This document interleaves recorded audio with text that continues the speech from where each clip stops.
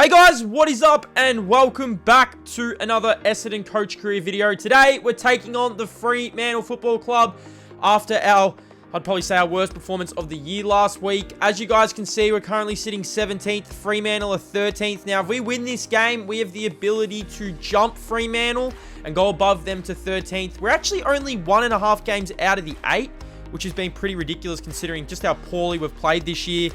But we're back, we are ready, and today we've got the Fremantle Dockers. So here is the ladder, this is how it's looking. If you guys need to pause it and have a look and see how your team is going, do that. Man, oh man, it's been a tough year for this Essendon Football Club in the actual AFL and on this channel. But I tell you what, we are rising, and that is our goal. We want to rise, we want to try and get back up into the top 8 and try and beat a challenger. Now, these are injuries at the moment. Sam Durham is going to be out for quite a while. Dyson Heppel, Peter Wright, and Phillip should be available for selection after next week. So let's get into team selection for round number 10. Okay, so coming in this week, we've got the one change. Sam Durham is out injured. Ben Hobbs comes back into the team. This is how we are looking going up against the Fremantle Football Club in one of the most important games of the year. Andrew McGrath, Jake Kelly, Jordan Ridley, Nick Hine, Laverty, Mason Redmond. You got Nick Martin, Zach Merritt, and Codwell. Tom Green, Harrison Jones, Michael Hurley, and then we know what happened with Harrison Jones last week against the Pies. Jake Stringer, James Stewart, Ben Hobbs. We're going for a really tall forward line. Sam Draper, Dylan Shield, Darcy Parish, and those other players on the bench. Now, we do have James Stewart twice on the bench. Don't you worry about that. Matt Guelphy is in for Stewart. Hope you guys enjoyed the game. Let's get into some match highlights. Okay, so we start this game out here. We're at Marvel, Fremantle. They're really around the same mark as we're at the moment. I don't know what Wilson was thinking here. He decided to center it, and Stringer got under it. So Jake Stringer had a chance to get us off to a perfect start, and Stringer misses to the right-hand side. And, this always happens when we're going up against these type of teams. They move the ball well, and in the goal scorer is Bailey Banfield. He takes the mark, gets the goal for Fremantle. They're off to the perfect start. So after having all the play for 10 minutes, we could only register one behind, and Fremantle start to work. Here is Walters lining up, and Hines should have marked it. He couldn't mark it, and it goes through for a goal. 2 straight plays, one behind. Bombers try and move the ball out of their back 50. You can see Hurley, he's down there. Mason Redmond's down there, and Jordan Ridley gives away the free kick, and Fremantle have 3. So in the first quarter, Fremantle, 3 straight to 1 behind. The Bombers need to get going. Second half underway. And you can see here, like I said, we have allowed teams to get off to really good starts all year. In the middle of the ground, Fremantle applying all sorts of pressure. You see here, Dylan Shield gets cleaned up. Hobbs gets cleaned up. Langford picks it up, goes inside 50, and Jones! Finally, we're going to have a chance. 4 minutes here in the second quarter. Get our first goal and slams it through. The Bombers 117 to 3 straight 18. You can see this movement here. Hobbs again. Hobbs to Stringer. Look at the handball from Ben Hobbs. And Stringer runs in and misses. How is Jake Stringer missing from there? Don't you worry about that. The Bombers now. We kicked, I think, 3 behinds as well. 139. What are we thinking here? We finally get a turnover, and we get an opportunity. Stringer again. This time centers it. Look at the pass, and Jones. Harrison Jones should not miss from here. But I'll tell you what he does. So the Bombers, 1-4-10. We have our opportunities, and like I said, if you don't score, if you don't put scoreboard pressure, this is what happens. Teams come down, and they make us pay. They go inside 50. Ridley couldn't spoil, and Freo have a chance. This is what I'm talking about, though. Fremantle going forward and kicking goals after we just, dominated the play. It really, really does hurt. But we get an opportunity here. Zach Merritt. Over the top is Harrison Jones. And Harrison Jones having himself a game so far in this one. He kicks his second goal. He's been our only goal scorer. Now, 16 plays 24. We get a big turnover in the middle of the ground. Now, we move the ball up well. Harrison Jones, again, yes, I told you, this man is having a game. He tries to have a shot, and one out is Hobbs. And Ben Hobbs takes the mark. So Ben Hobbs should not miss from here, and the Bombers should have their 3rd, and we should only be 2 points behind the Fremantle Football Club. Ben Hobbs drives it home. Bombers only down by 2, but Fremantle, they go forward yet again. They go inside 50, and a nice mark here. I just feel like we're versing teams, and we're letting them get momentum back when we've basically got all the momentum. Now, we give away a 50-meter penalty, and this ends the second quarter in a very unfortunate way.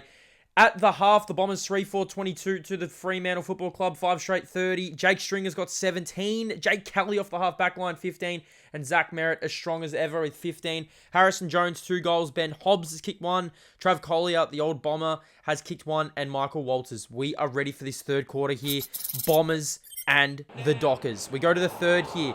And again, the first goal is vital. They go inside 50 and Bailey Banfield, he takes the mark. He did go on and kick the goal, but we did get some ball movement going on. 36 plays 22, and Jake Stringer runs in. Shouldn't miss from there, and he doesn't. So Jakey Stringer having a really nice game for us.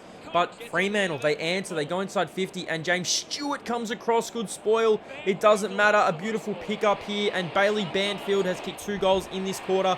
He's starting to roll. I mean, it's goal for goal. It is goal for goal. Again, good pressure. Langford handballs over the top. Hurley runs in. Michael Hurley kicks a goal. We are not going away in this game now. A few consecutive points. We lock the ball inside our 50 and Snelling gets taken high. So Will Snelling has a chance to tie the game. And finally, we hit a nice set shot. Will Snelling ties the game up. 42 plays 42. Here we go. Jake Kelly having himself a really nice game for us. Moves the ball well. Now look at the roving from Tom Green. Out the back, Tom Green runs on. He come into the team a few weeks ago. He has not left the team and he kicks a goal. It is back.